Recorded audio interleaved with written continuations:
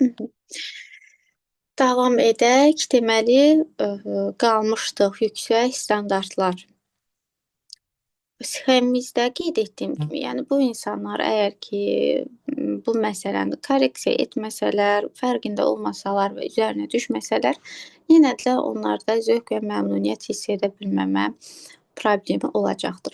Və hər şeyə qarşı, həyatlarındakı hər şeyə qarşı mükəmməliyyətçi şəkildə davranacaqlar.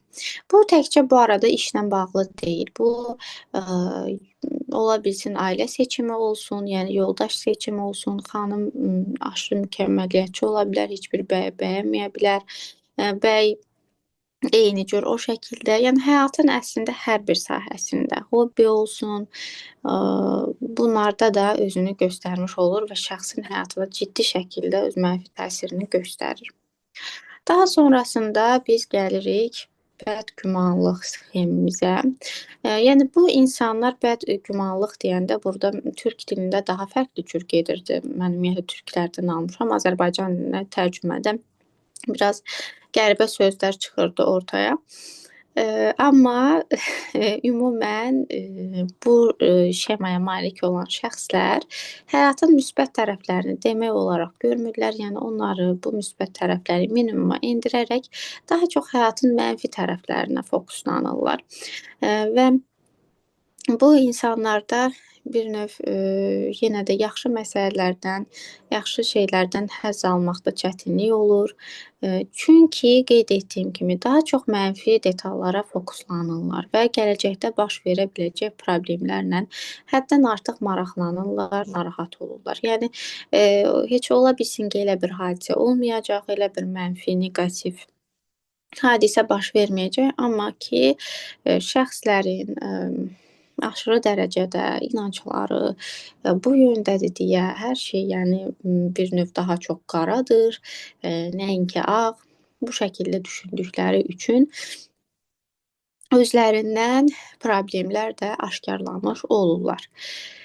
Və ola bilsin ki, bu adamın işləri həqiqətən də çox yaxşı gedir, normal gedir, uğurludur bu insan. Buna baxmayaraq yenə də uğursuzluqlar barədə fikirləşir. Filan şey görən belə olacaq, yoxsa belə olacaq. Başıma pis hadisə gələcək. Yəni əlində olan məsələlərə görə qısaca desək, nəinki şükür etmək yerinə, yəni şükür etmək təbii ki, belə deyək də, İslam dininə aid bir şey deyil. Yəni ümumilikdə insan şükür edə bilər. Bu şəkildə nəinki davranmağı seçir, əksinə olaraq öz əlindəki yaxşı nələrisə də mənfi şəkildə görməyə başlayır. Belə və məsələn digər insanlar da deyəndə ki, yox, bu əslində çox yaxşıdır, belədir, elədir. Onlar narazılıqlar bildirirlər, yenə də həmin məsələlərə qarşı neqativ, mənfi şəkildə yanaşmağa başlayırlar.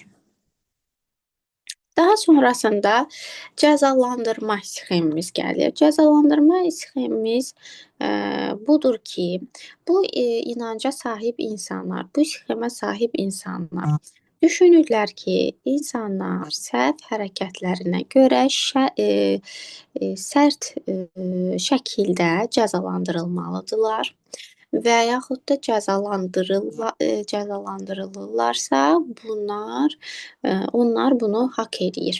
Yəni onların haqqıdır bu. Yaxşı olur onlara. Bu şəkildə düşünürlər və özlərinə qarşı da aşırı dərəcədə tənqidi olur bu insanlar. Hər bir işdə təbii ki, bəzən ola bilər ki, insan özünü nədəsə sağlam şəkildə tənqid etsin, müsbət yönümlü, onun yəni inkişafı üçün, amma bu insanlar olur-olmaz yerlərdə özlərini, olur-olmaz məsələlərdə özlərini tənqid edirlər və eynilə başqalarına qarşı da bu şəkildə davranırlar.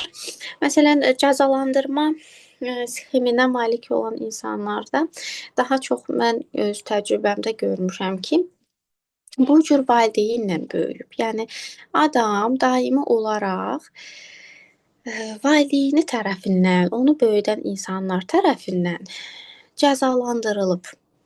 və yaxud da aşırı dərəcədə tənqid olunubdur. Məsələn, bu stakanı götürüb burdan qırağa qoyub, halbuki burada tənqid edilməli bir şey yoxdur, amma valideyn onu tənqid edib, onun üzərinə düşüb, onu pisləyib, ona şiddət göstərib, psixoloji olsun, fiziki olsun, bu şəkildə. Və zaman keçdikcə də təbii ki, bu insanlar özlərinə qarşı bu cür davranmağa və başqalarına qarşı bu cür davranmağa başlayırlar. Hansı ki, valideynlərinin əslində iç səsidir. Valideynlərinin səsidir həmin adamın içində olan tənqid səsi.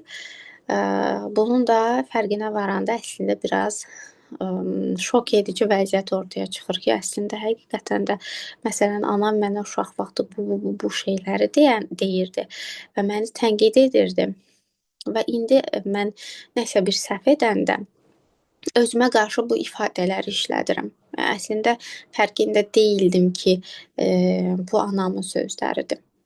Yəni qısacası valideynlərin tənqidləri, mənfi sözləri uşağın artıq bir növ daxili səsinə çevrilməyə başlayır və özünə və başqalarına o şəkildə davranır.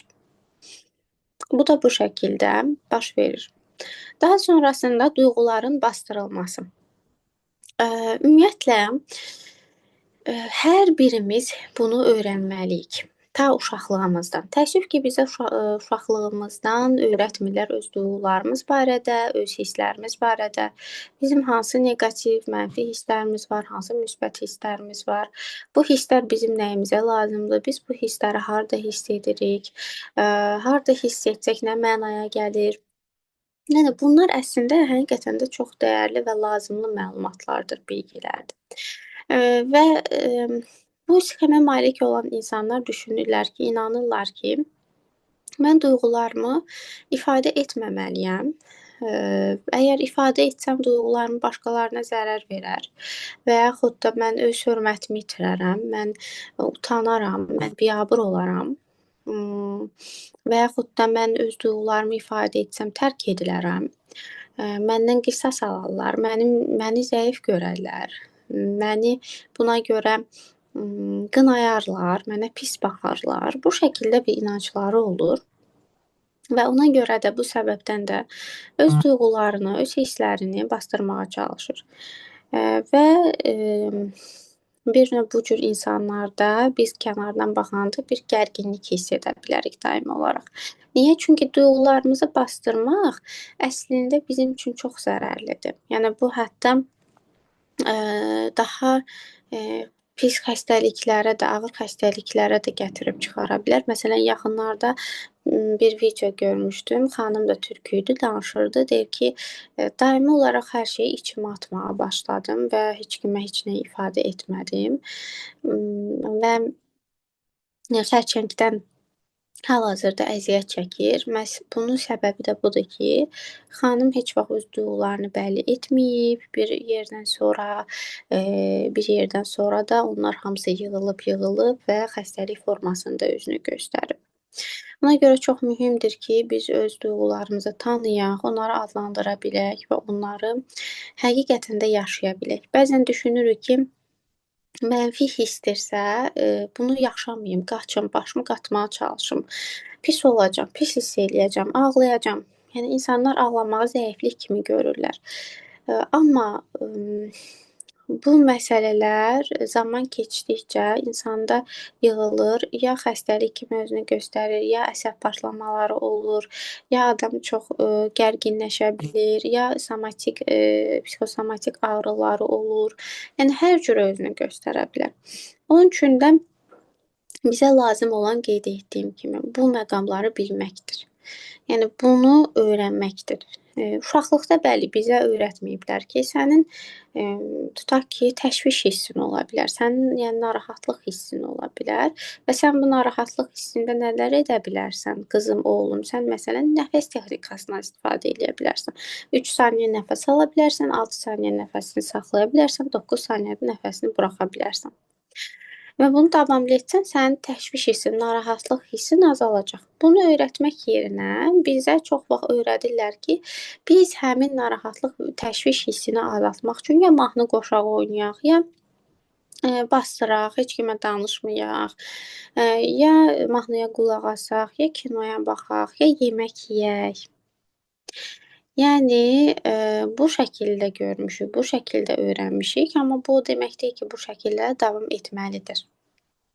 Hər şey bizim öz əlimizdədir. Tək ki biz fərqində olaq, tək ki biz addım ataq və istəkli olaq ki, biz bu məsələləri korreksiya edə bilərik, daha sağlam formaya gətirə bilərik. Bu da bu şəkildə duyğuların basdırılması. Çox təəssüf ki, vaxtımıza az qalıb. Mən ona görə sizə evə tapşırıq vermək istəyirəm.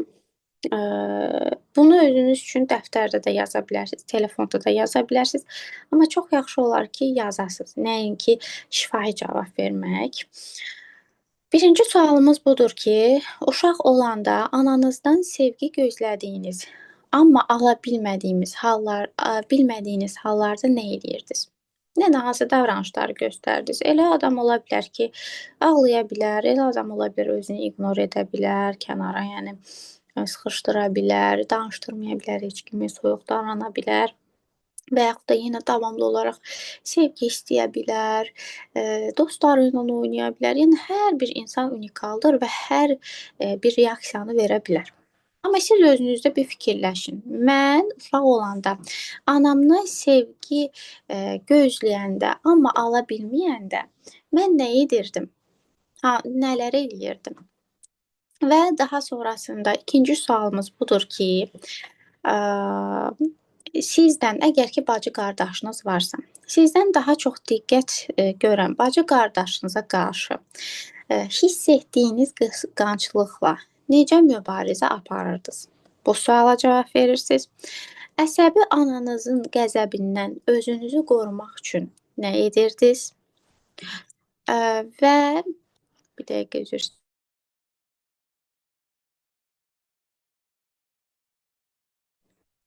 Aha.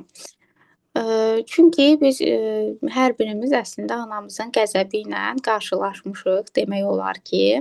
Bu hallarda nələr eləyirdiniz? Yenə də burada da müxtəlif davranış və reaksiyalar ola bilər. Sizdən yüksək uğurlar gözləyən atanızın və yaxud da ananızın, valideynlərinizin ümumilikdə aşağı qiymətlərlə dolu şəhadətnamənizə verdiyi reaksiya ilə necə başa çıxırdınız? Bunu da bir növ özünüzdə yazın, qeyd edin. Bu kimi suallar sizin cavablarınız ümumiyyətlə sizin hal-hazırda problemlərlə necə başa çıxacağınızı göstərir. Özünüz haqqında bilmədiyiniz, heç düşünmədiyiniz məqamlarla qarşılaşa bilərsiniz. Ona görə də mütləq şəkildə bu tapşırığı edin. Gələn dəfə müzakirə edərik. Və artıq yavaş-yavaş düşünürəm ki, dərsimizi yekunlaşdıraq. Çünki modları istəyirəm ki, yeni bir dərsin başlanğıcında mən izah edim. Bunlar müəyyən qədər yenə də daha yaddaşa gec oturan məsələlərdə oxumaq lazımdır, üstündən keçmək lazımdır, analiz etmək lazımdır. Ona görə də modları hesab edirəm ki, dediyim kimi gələn dəfədən çox yaxşı şəkildə daha ətraflı izah edərəm. Belə.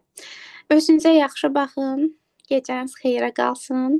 Əgər hər hansı bir sualınız olarsa, sözünüz olarsa, qrupa və yaxud da mənə şəxsiyə yaza bilərsiniz. Təşəkkür edirəm hər birinizə. Dayandıra bilərsiniz Əfsanə xanım.